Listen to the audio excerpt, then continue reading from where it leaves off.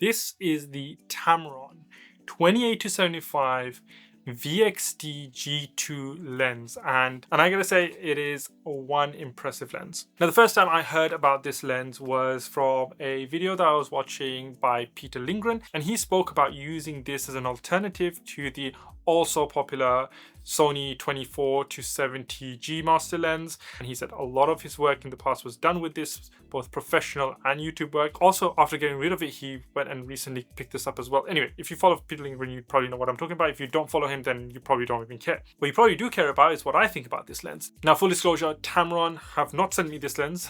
I am not in any way sponsored by Tamron. They have not asked me to make this. I bought this with my own money, but there is a sponsor for this video, and that is myself.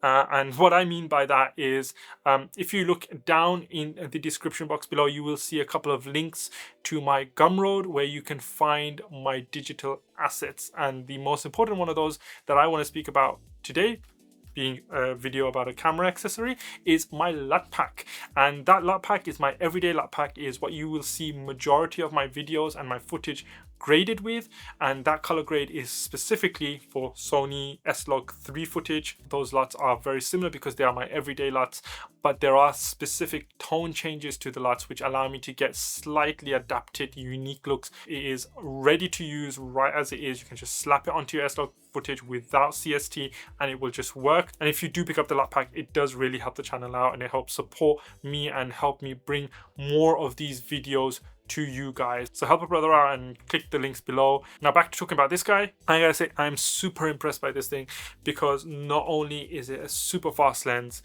I just don't have any problems with it. For the uses that I have for it, which is mainly for photography as well as some video work, I think that this thing performs amazingly. I've never used a Sony 20-70 GM lens, whether that be the Mark 1 or the Mark 2, so I can't compare it physically to that lens, but I can compare it to the 24-105, which again is an absolutely fantastic lens, but I was feeling that that f4 wasn't working for me. Also, it did have a bit of bulk to it. It's a fantastic lens for video, and it's a fantastic lens even for photography, especially if you're going to be out and about. But I just felt like for me, I needed something that was a bit more lightweight carry, which this is significantly lighter than the 24-105 f4. And on top of that, it's cheap within my budget. I think I got this for 500 something, which is a really good price. For that price, getting a lens of this quality, which actually probably rivals the G Master quality from what I have seen from reviews, I think it's fantastic. I'm not going to go into specifics and details about chromatic aberration and, you know, focus points and things like that. I'm going to tell you about my real world use of this and my experience of this. So if you want a non-technical review, watch this video. If you want a very technical review, go find a different video to watch because you're not going to get that from this. So what do I think about it? Number one, yes, it's nice and light and it works really well when comboed with my Sony a7C II. Together, this thing and the Sony a7C II are a content creation powerhouse, I like to call it, especially if I'm out and about and I want to have a combo that does it all. I will use this because the 28-75 means I've got that focal range sorted, which most photographers and videographers love, that can capture wide enough to get, well, wide shots and zoomed in enough to get zoomed in and close-up shots. So it's perfect for things like traveling, street photography, or just using as a wedding photography lens, wedding videography lens, or as an all-in-one kind of handheld video lens for content creation as well. It works for. So just having this as part of my kit is super handy. It is extremely versatile and the quality coming out of this is very nice. I really like the picture quality that comes out when I'm using this lens. That 28mm is slightly more unique than the 24. It gives me a little bit more of a punched in feel and I kind of like it. I think a lot of people don't, but I do, and I feel like that it brings a little bit of a unique aspect to this lens, and that 75 again gives you a little bit more of an extra reach. Tiny bit more, but it's something, right?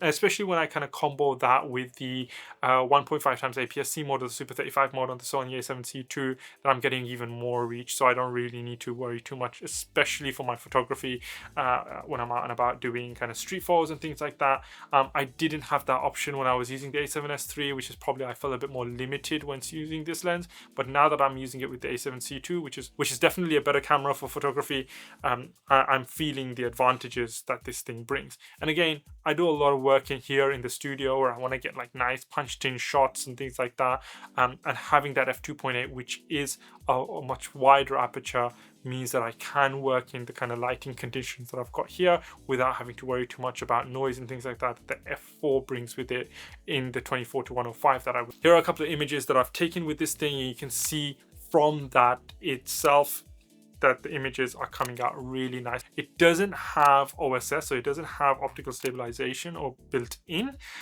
but to be very honest with you, in 90% of the cases, you're not going to need it. The camera does most of the job. The Sony a7C II has active stabilization as well as built-in IBIS, so it's a very good stable camera. You're not going to get super shaky footage out of it, so I'm not really missing the OSS factor. In terms of focusing, yes, the focus motors on this thing are actually really good. It's a much faster focusing lens than the RXD lens was, the Gen 1 version. And for me, I found that the focusing on this is absolutely fine for what I use it for. I'm not doing high octane photography or high octane videography, you know, where there's lots of tons of moving subjects. I'm 90% of the time I'm filming myself. If I am using it for client work, it's not going to be like super sports photography or super, you know, motorsport videos and things like that. So the focus for what I'm using it for is more than substantial, and I think it's actually good for even that kind of stuff. It's a very, very speedy lens, and it does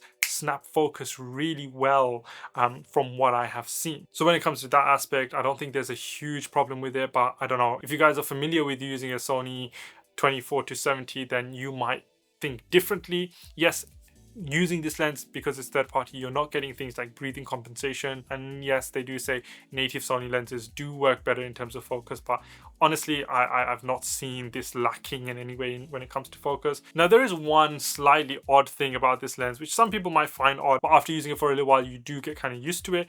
That is that the zoom ring is actually this top ring here, where traditionally it's the bottom one, and the bottom one is the focus ring. So it's a little bit switched, which obviously kind of messes with your brain a little bit when you first start using it, especially if I'm kind of using it in conjunction with my 16-25, where it's the other way around. Then sometimes automatically I'm going to this, I'm like, why is it not zooming? Oh wait, yeah, I have to do it that way. So it does zoom like that, and obviously it is an external zoom lens, so it does kind of poke out a little bit when you're zooming, but it's not significant. You can still balance this on a gimbal at like midway and then zoom with it, and you're not going to get massive issues with it.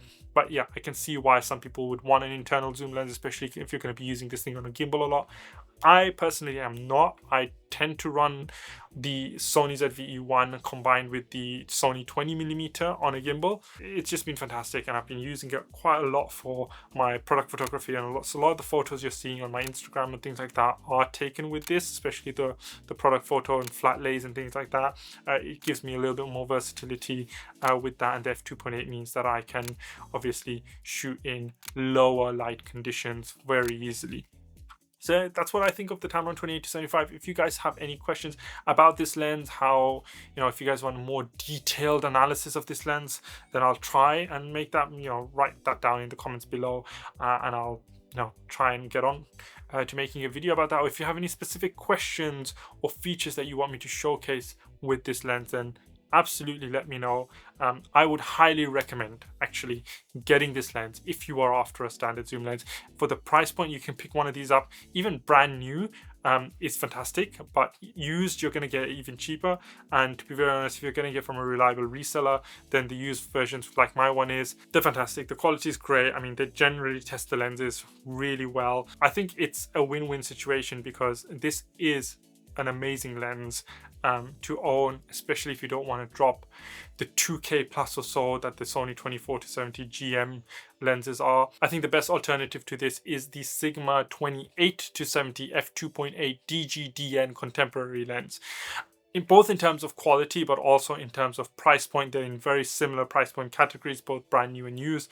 I think that is your kind of, that is a very, very good alternative if you don't want to get the Tamron. But I just think that this Tamron is really, really good. It's fantastic. That's all I've got for you guys today. If you did enjoy the video, then make sure you drop a like and subscribe as well if you want to see more of the same. And so until next time, this is Kai24 signing out.